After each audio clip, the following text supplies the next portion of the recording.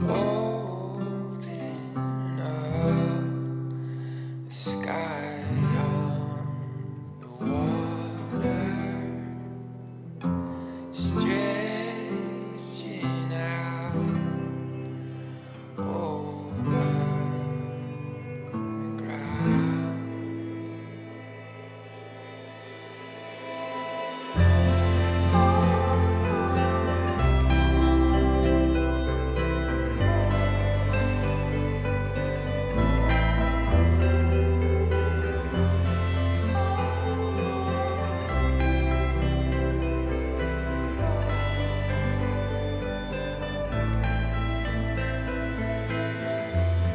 Back in 1994, my wife and I, we got married, and 2 weeks after we got married, I just looked at my wife and I said, you know, I'm tired of church. I'm tired of the fighting that goes on. I'm tired of not knowing where the money goes. I'm starting to question a lot of the professionalism. Like it seems more like a concert than it is like a worship service. And I just remember asking her, I go, don't you want something different? Because I do, and I said I'd love to just gather some people in our living room and just pray with them, to study the Bible together, and just have a sense of authenticity. Not that everything else was bad, it's just I longed for something different, and I just questioned maybe some of the professionalism, maybe some of the details caused us to maybe get diverted from the original intention. And I told her, I don't really care if I'm a professional pastor. I'll wait tables, I'll do whatever. I just really long for this expression of church. And as we began to pursue it, it was a beautiful thing, but pretty soon it grew larger and larger to where we needed a building, and then a larger building, and then multiple services. And I think we did our best. We did our best in trying to teach everything the Bible taught, whether it was popular or not.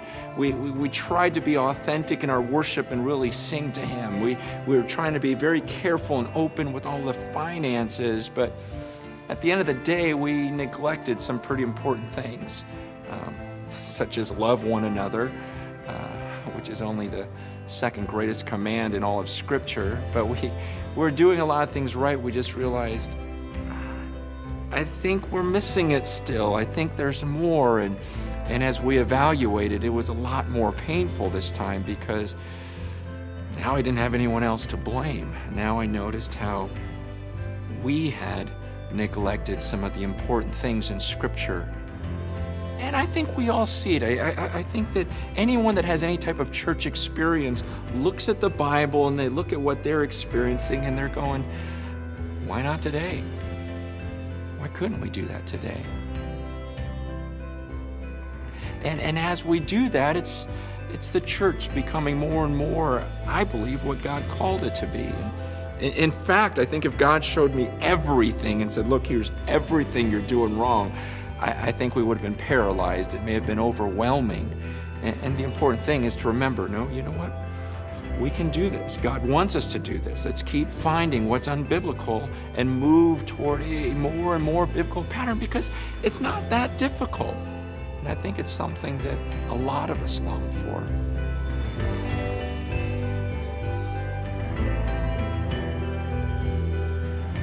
We can fool ourselves thinking, you know what, at least we're doing something, and something is always better than nothing. But I would challenge that, because I look in Scripture and there are times when the church was just missing it, and God says, it'd be better for you just not to do anything than to do that. For example, when you come to this idea of the Lord's Supper or communion, I mean, Paul makes some pretty strong statements in 1 Corinthians 11. He goes, you know, when you guys get together to practice this thing that you call the Lord's Supper, he goes, that's not even remotely close to what God wanted. He goes, in fact, some of you, it would have been better if you didn't show up, that you didn't break bread together. This is something we really had to wrestle with, because we're going, okay, what was the Lord's Supper like back then? What was communion? What was God's intention? Because I don't want to just assume that because we got a bunch of people in the room and we took bread and we took the cup, that we're actually practicing the true Lord's Supper. And so we looked at scripture, and in Acts 2, it says the early church devoted themselves to the Lord's Supper, this breaking of bread. And then it says that they went house to house breaking bread. Has it ever bothered you that you've never done that? Has it ever bothered you that the only way you've ever taken communion was in this big room with a bunch of people facing forward, and you've never gone house to house breaking bread? In fact, it would be awkward for you to do it that way. Do you understand when Jesus instituted communion, it was such an intimate and beautiful picture. In fact, Jesus, when he gathered his disciples together, he looks at them and he goes, I've longed for this moment.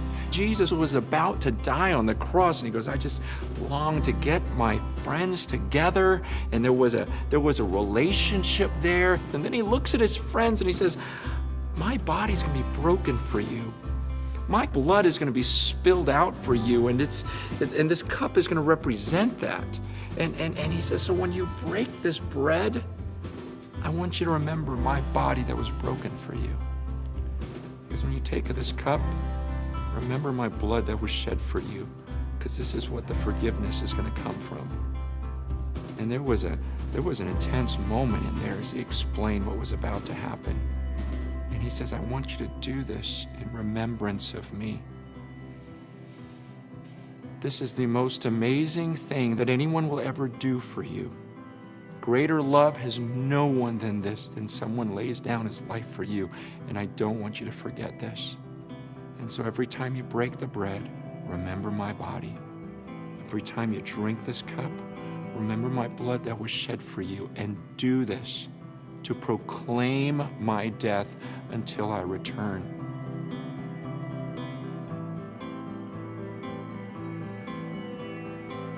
I look at all of this and I go, wow, wouldn't that be beautiful if that's the way everyone did communion, and to recognize that's the way it was supposed to be.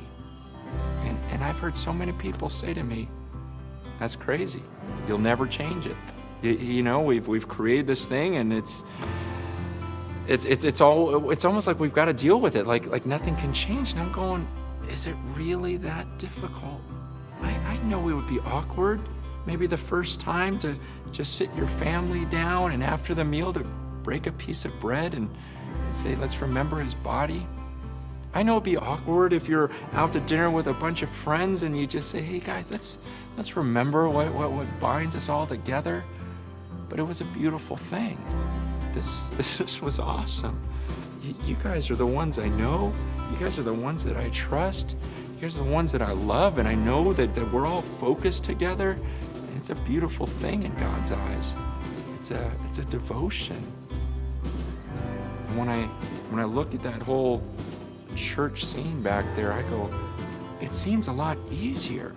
Now the commitment is larger, but it's simpler. We don't have to have a giant building. We don't have to have all the lights and all the salaries and all just the craziness of all these details. And maybe some of that's even diverting us. I'm not saying it's all wrong. I'm just saying, is it really impossible to go back to a simpler form of church? And isn't there something in us that actually longs for that?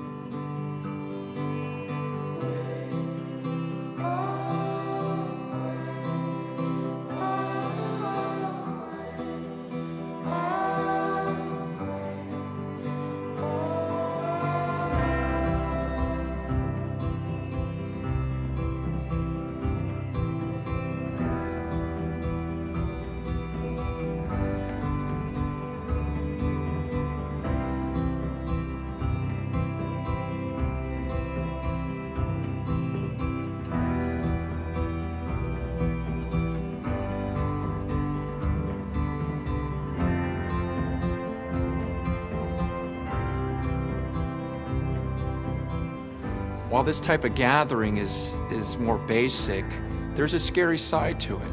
I mean, in the old way, you could hide. You could attend a service and maybe help out in the nursery and maybe even sing in the choir. And then during the rest of the time, you could build your own kingdom and live your own life. But what we're talking about here is a commitment. It's about 24/7. It's about being a part of something, being a part of a mission always. It's about gathering with a group of people who really fear God, who don't just say they believe in him, but they understand he's a holy God and that he gives us every breath that we have. And it's this idea of we gather together because we all agree he's someone we ought to fear. And it's gathering with a people group who understand that Jesus called us to follow him, to really live for him. And that's not just praying some prayer and making some decision, but it's about a lifetime of literally following him and becoming like him. It's gathering with people and saying, we're tired of just the natural and just doing things we know to do. We want to experience the Holy Spirit. We want to follow his leading and keep in step with him. It's a group of people that are committed to fellowship, a true sharing, a sharing of everything, because this mission is so important to us.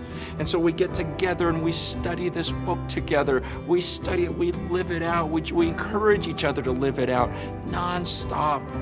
And when we pray, we gather together and we're united because we know each other.